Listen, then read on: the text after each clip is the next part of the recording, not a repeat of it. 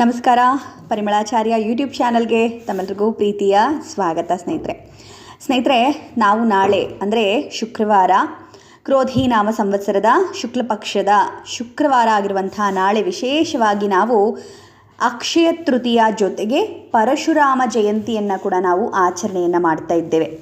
ವಿಶೇಷವಾಗಿ ಈ ದಿನ ಸೂರ್ಯೋದಯ 5:56, ಸೂರ್ಯಾಸ್ತ 6:37, ಚಂದ್ರೋದಯ 7:35, ಚಂದ್ರಾಸ್ತ 9:02.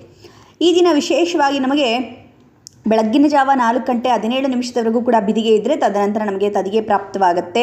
ಇನ್ನು ರೋಹಿಣಿ ನಕ್ಷತ್ರ ಪ್ರಾಪ್ತವಾಗಿರುವಂಥದ್ದು ಕೌಲವಕರಣ 4:17 ಇರಿದ್ರೆ ತದನಂತರ ನಮಗೆ ತೈತಲೇಕರಣ ಪ್ರಾಪ್ತವಾಗುತ್ತೆ ಅನ್ನುವಂಥದ್ದು. ಇನ್ನು ಅತಿಗಂಡ ಯೋಗದಲ್ಲಿ ನಾವು ಈ ಬಾರಿಯ ವಿಶೇಷವಾಗಿ ಅಕ್ಷಯ ತೃತೀಯವನ್ನು ಆಚರಣೆ ಮಾಡ್ತಾ ಇದ್ದೇವೆ. ಅಕ್ಷಯ ಅಂತ ಹೇಳಿದ್ರೆ ನಿಮ್ಮೆಲ್ಲರಿಗೂ ಗೊತ್ತಿರೋ ಹಾಗೆ ನಾವು ಏನೇ ಕೆಲಸ ಮಾಡಿದ್ರೂ ಈ ದಿನ ನಮಗೆ ಅದು ಅಕ್ಷಯವಾಗತ್ತೆ, ಅಂದರೆ 2ರಷ್ಟು ಹೆಚ್ಚಾಗತ್ತೆ ಅಂತ ಹೇಳಿ.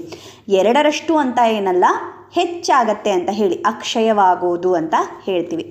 ವಿಶೇಷವಾಗಿ ಈ ಒಂದು ಅಕ್ಷಯ ತೃತೀಯದ ದಿನ ಬಹಳಷ್ಟು ವಿಶೇಷತೆ ಇದೆ. ಅಂದರೆ ತುಂಬ ಜನ ಏನು ಅಂದ್ಕೊಳ್ತೀವಿ, ಕೇವಲ ಒಡವೆ ವಸ್ತುಗಳನ್ನು ತಗೊಂಡ್ರೆ ಮಾತ್ರ ನಮ್ಮ ಜೀವನದಲ್ಲಿ ಅಕ್ಷಯವಾಗೋದು ಈ ದಿನ ಅಂತ ಹೇಳಿ ನಾವು ಯೋಚನೆ ಮಾಡ್ತೀವಿ.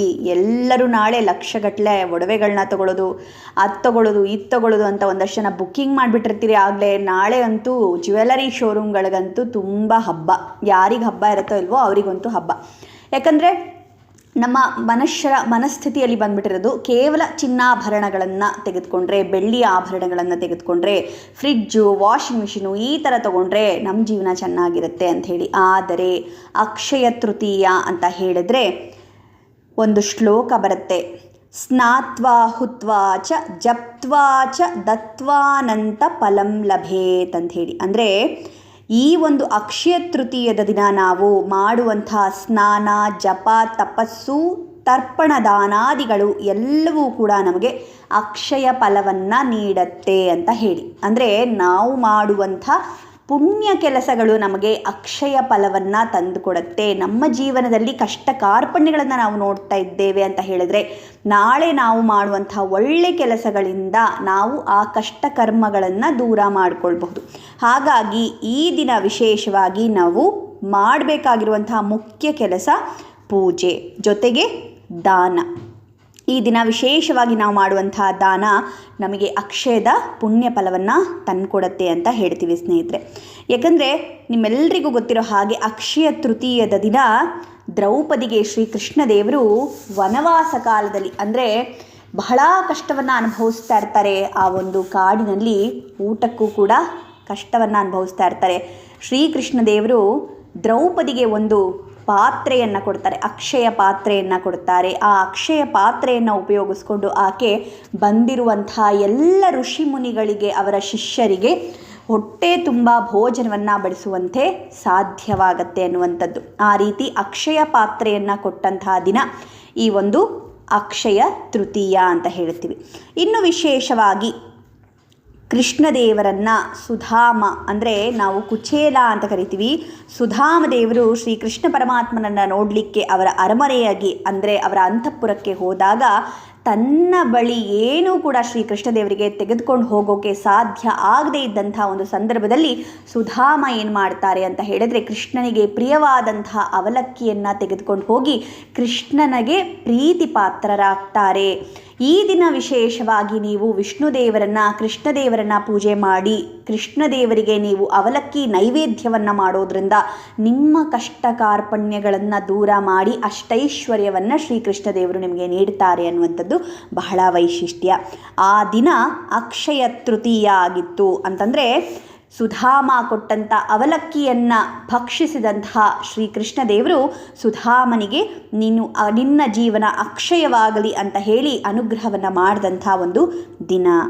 ಇನ್ನು ವಿಶೇಷವಾಗಿ ನಮ್ಮ ಮಹಾಭಾರತ ಪುರಾಣವನ್ನು ವ್ಯಾಸರು ರಚಿಸಿದಂಥ ಸುಮುಹೂರ್ತ ಈ ಒಂದು ಅಕ್ಷಯ ತೃತೀಯ ಅಂತ ಹೇಳ್ತೀವಿ.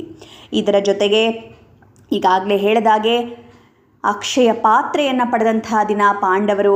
ಇನ್ನೂ ವಿಶೇಷವಾಗಿ ಈ ದಿನ ಶಂಕರಾಚಾರ್ಯರು, ಆದಿಶಂಕರಾಚಾರ್ಯರು ಶ್ರೀ ಮಹಾಲಕ್ಷ್ಮಿಗೆ ಕನಕಧಾರಾ ಸ್ತೋತ್ರವನ್ನು ರಚನೆ ಮಾಡಿದಂತಹ ದಿನ ಈ ಒಂದು ಅಕ್ಷಯ ತೃತೀಯ ಅಂತ ಹೇಳಿ. ಹಾಗಾಗಿ ಈ ದಿನ ತಪ್ಪದೆ ಎಲ್ಲರೂ ಕೂಡ ಶ್ರೀ ಮಹಾಲಕ್ಷ್ಮಿಗೆ 5 ಅಥವಾ 9 ಬೆಟ್ಟದ ನೆಲ್ಲಿಕಾಯಿಯನ್ನು ತಂದು ದೀಪವನ್ನು ಹಚ್ಚಿ ಶ್ರೀ ಮಹಾಲಕ್ಷ್ಮಿಯ ಪೂಜೆಯನ್ನು ಮಾಡಿ ಜೊತೆಗೆ ಕನಕಧಾರಾ ಸ್ತೋತ್ರವನ್ನು ಪಾರಾಯಣ ಮಾಡೋದ್ರಿಂದ ನಿಮ್ಮ ಮನೆಯಲ್ಲಿರುವಂಥ ದಟ್ಟ ದಾರಿದ್ರ್ಯವನ್ನು ದೂರ ಮಾಡಿಕೊಳ್ಬಹುದು.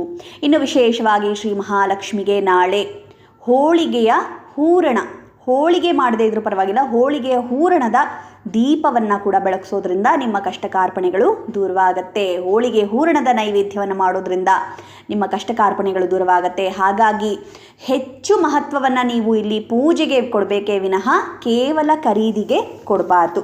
ಆ ರೀತಿ ನೀವು ಯೋಚನೆ ಮಾಡೋದಾದರೆ ಹಾಗಿದ್ರೆ ನೀವು ಕೇಳ್ಬೋದು, ಏನು ವೀಣಾ ಮೇಡಮ್, ಹಾಗಿದ್ರೆ ನಾವೇನು ಖರೀದಿ ಮಾಡೋದೇ ಬೇಡವಾ ಈ ದಿನ ಅಂತ ಅನ್ನೋದಾದರೆ, ಖಂಡಿತವಾಗ್ಲೂ ನೀವು ಇದನ್ನು ಖರೀದಿ ಮಾಡಬೇಕು. ಆದರೆ ನೀವು ಖರೀದಿ ಮಾಡುವಂತಹದ್ದು ನಿಮ್ಮ ಇತಿಮಿತಿಯಲ್ಲಿರಲಿ.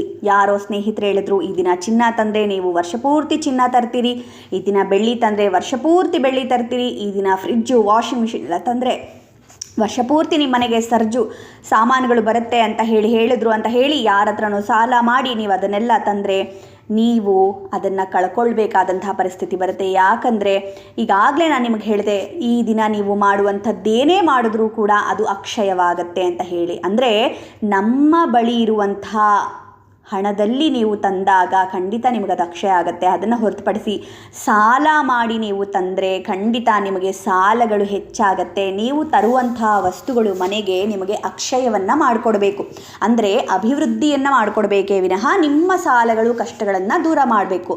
ಸಾಲಗಳನ್ನು ಹೆಚ್ಚು ಮಾಡಬಾರ್ದು. ಈಗ ನಾವು ಅಂದ್ಕೊಳ್ತೀವಲ್ವಾ, ಈಗೇನೋ ಒಂದು ಸಾಮಾನು ತಂದಿರ್ತೀವಿ, ಅದು ತಂದ ಮೇಲೆ ನಮಗೆ ತುಂಬ ಅನುಕೂಲ ಆಯಿತು ಅಂತ ಹೇಳ್ತೀವಿ. ಯಾಕೆ? ಆ ಸಾಮಾನು ನಮ್ಮ ಮನೆಗೆ ಬಂದರೆ ನಮಗೆ ಅಕ್ಷಯವನ್ನು ಮಾಡಿಕೊಡ್ಬೇಕು. ನಮಗೆ ಅಕ್ಷಯವಾಗಬೇಕು ಅಂದರೆ ಅದರ ಹೆಚ್ಚು ಅನುಗ್ರಹ ನಮಗೆ ಆಗಬೇಕಾದ್ರಿಂದ ಅದನ್ನು ಹೊರತುಪಡಿಸಿ ಕೆಲವೊಬ್ಬರು ಹೇಳ್ತಾ ಇರ್ತಾರೆ, ನಮ್ಮ ಮನೆಗೆ ಈ ಫ್ರಿಡ್ಜ್ ತಂದಿದ್ದು ಬಂದಾಗಿಂದ ನಮಗೆ ರಿಪೇರಿ ಆಗ್ತಾಯಿದೆ, ಇದು ಬಂದಾಗಿಂದ ಯಾಕೋ ನಮ್ಮ ಮನೆಯಲ್ಲಿ ಕಿರಿಕಿರಿ ಆಗ್ತಾಯಿದೆ ಅಂತ ಹೇಳ್ತಾರೆ. ಆ ಥರ ನಮ್ಮ ಮನೆಗೆ ಬರುವಂಥ ವಸ್ತುಗಳು ಯಾವುದೇ ಇರಲಿ, ಚಿನ್ನ ಆಗಲಿ ಬೆಳ್ಳಿ ಆಗಲಿ ಏನೇ ಆಗಲಿ, ಅದು ನಮಗೆ ಅಭಿವೃದ್ಧಿಯನ್ನು ತಂದು ಕೊಡಬೇಕು. ಹಾಗಾಗಿ ನಿಮ್ಮ ಅಳತೆಯಲ್ಲಿ ನೀವು ಏನನ್ನಾದರೂ ನಾಳೆ ಖರೀದಿ ಮಾಡಿ. ಇನ್ನು ಎಲ್ಲರಿಗೂ ಚಿನ್ನ ಬೆಳ್ಳಿ ತರಲಿಕ್ಕೆ ಸಾಧ್ಯ ಇಲ್ಲ. ಹಾಗಿದ್ರೆ ನಾವು ಸರಳವಾಗಿ ಏನನ್ನು ತರಬಹುದು ಮೇಡಮ್ ಅಂತನ್ನೋದಾದರೆ, ನಾಳೆ ಕಡ್ಡಾಯವಾಗಿ ನಿಮ್ಮ ಜೀವನದಲ್ಲಿ ನೀವು ಏನು ನಾಳೆ ಮಾಡುವಂಥ ಪೂಜೆ ನಿಮಗೆ ಮುಂದಿನ ವರ್ಷದಲ್ಲಿ ನಿಮ್ಮ ಮನೆಗೆ ಅನುಕೂಲವನ್ನು ಮಾಡಿಕೊಡ್ಬೇಕು ಅನ್ನೋದಾದರೆ, ನಾಳೆ ನೀವು ಅಂಗಡಿಯಿಂದ ಏನು ಮಾಡಿ ಅಂತ ಹೇಳಿದರೆ, ನಿಮ್ಮ ಕೈಲೆಷ್ಟು ಸಾಧ್ಯ ಅಷ್ಟು ತುಪ್ಪ ಮತ್ತು ಜೇನುತುಪ್ಪ ಇದು ಎರಡನ್ನೂ ತೊಗೊಂಡು ಬನ್ನಿ. ಎರಡನ್ನೂ ತೊಗೊಂಡು ಬಂದು ನೀವು ಪೂಜೆ ಮಾಡುವಂತಹ ಸಮಯದಲ್ಲಿ ಆ ಒಂದು ವಸ್ತುವನ್ನು ಪೂಜೆಯಲ್ಲಿ ಬಳಸಿ ಅಥವಾ ಇಟ್ಟು ನೀವು ಅದನ್ನು ಪೂಜೆಯನ್ನು ಮಾಡಿ. ಇದನ್ನು ತರೋದ್ರಿಂದ ಮಹಾಲಕ್ಷ್ಮಿಯ ಅನುಗ್ರಹವನ್ನು ನೀವು ಪಡಿತೀರಿ ಅನ್ನುವಂಥದ್ದು. ಇನ್ನು ವಿಶೇಷವಾಗಿ ನಾಳೆ ಅಕ್ಕಿಯನ್ನು ತರೋದಾಗಿರಬಹುದು, ಅರಿಶಿನ ಕುಂಕುಮವನ್ನು ತರೋದಾಗಿರಬಹುದು, ಬಳೆಗಳನ್ನು ತರೋದಾಗಿರಬಹುದು, ಈ ರೀತಿಯ ಸುಮಂಗಲಕರವಾದಂಥ ವಸ್ತುಗಳನ್ನು ನಾಳೆ ತರೋದು ಬಹಳ ಶ್ರೇಷ್ಠತೆಯನ್ನು ಪಡ್ಕೊಳ್ಳುತ್ತೆ.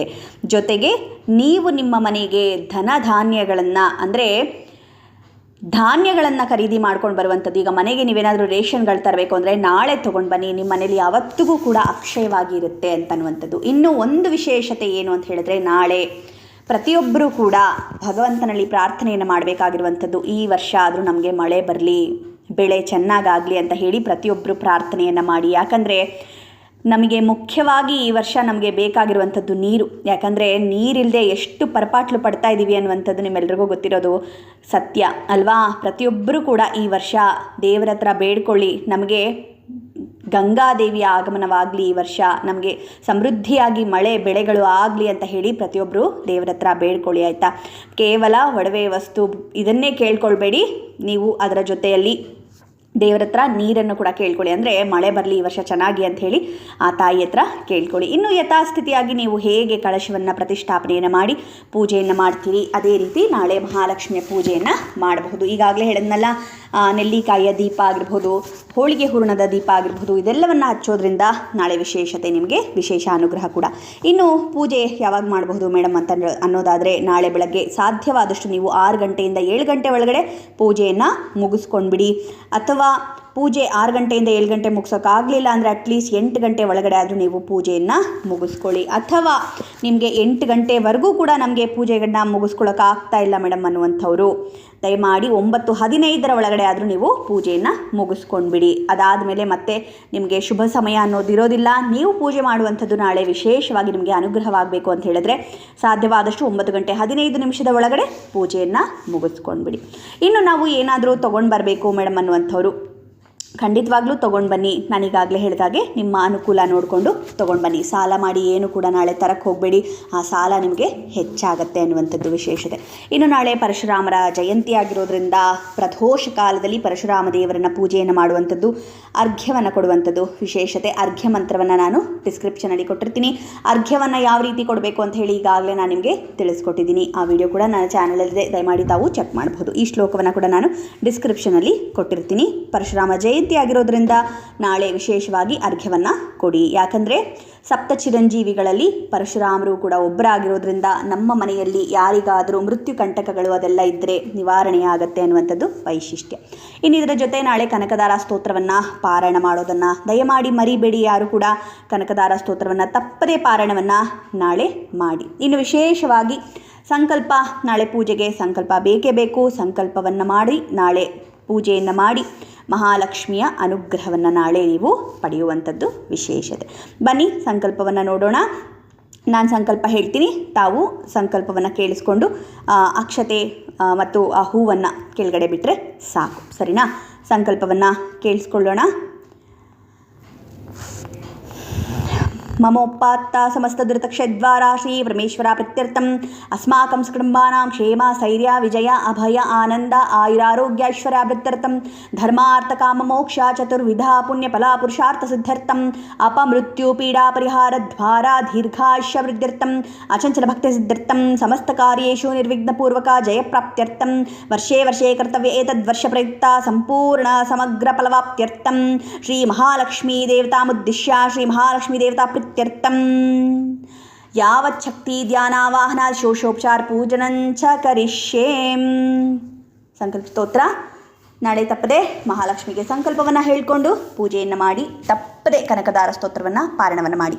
ಇನ್ನು ಯಾರಿಗೆಲ್ಲ ಕನಕದಾರ ಸ್ತೋತ್ರವನ್ನು ಪಾರಾಯಣ ಮಾಡಲಿಕ್ಕೆ ಬರೋದಿಲ್ಲ ಅವರು ಶ್ಲೋಕವನ್ನು ಕೇಳಿ ಅಕ್ಷತೆ ಹಾಕಿ ನಮಸ್ಕಾರವನ್ನು ಮಾಡಿಕೊಳ್ಳಿ. ಇನ್ನು ವಿಶೇಷವಾಗಿ ನಾಳೆ ನೀವು ಗಂಧ ದಾನವನ್ನು ಮಾಡುವಂಥದ್ದು, ವಿಶೇಷವಾಗಿ ಸ್ವಲ್ಪವಾದರೂ ಸರಿ ಒಂದು ಸ್ವಲ್ಪ ಗಂಧವನ್ನು ದಾನವಾಗಿ ಕೊಡುವಂಥದ್ದು ನಿಮಗೆ ವಿಶೇಷವಾದಂಥ ಫಲವನ್ನು ತಂದುಕೊಡುತ್ತೆ.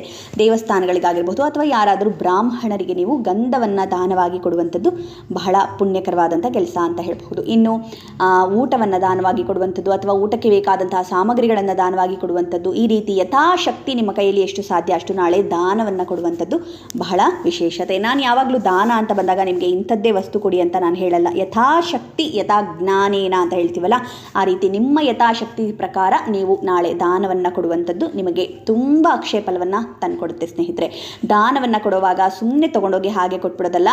ನಿಮ್ಮ ದೇವರ ಮನೆಯಲ್ಲಿ ಆ ವಸ್ತುವನ್ನು ತಂದು ಒಂದು ರಂಗವಲ್ಲಿಯ ಹಾಕಿ ಒಂದು ತಟ್ಟೆಯಲ್ಲಿ ಇಟ್ಟು ಅದಕ್ಕೂ ಕೂಡ ನೀವು ಪೂಜೆಯನ್ನು ಮಾಡಿ ಭಗವಂತನಿಗೆ ಸಮರ್ಪಣೆಯನ್ನು ಮಾಡಿ, ಈ ದಿನ ಅಕ್ಷಯ ತೃತೀಯ ಇರುವುದರಿಂದ ನನ್ನ ಜೀವನದಲ್ಲಿ ಅಕ್ಷಯವನ್ನು ತಂದುಕೊಡ್ಲಿ ಅಂತ ಹೇಳಿ ಈ ವಸ್ತುಗಳನ್ನು ನಾನು ದಾನವಾಗಿ ಕೊಡ್ತಾ ಇದ್ದೇನೆ ಅಂತ ಹೇಳಿ ಭಗವಂತನಲ್ಲಿ ನಮಸ್ಕಾರ ಮಾಡಿಕೊಂಡು ಅದಕ್ಕೆ ತಾಂಬೂಲ ದಕ್ಷಿಣೆ ಎಲ್ಲವನ್ನ ಇಟ್ಟು ದಾನವಾಗಿ ಕೊಡಬೇಕು. ದಾನ ಅಂದ ತಕ್ಷಣ ಒಂದು ಕವರಲ್ಲಿ ತೊಗೊಂಡೋಗಿ ಕೊಟ್ಬಿಟ್ರೆ ನಿಮಗೇನೂ ಕೂಡ ಫಲ ಸಿಗೋದಿಲ್ಲ, ಸರಿನಾ?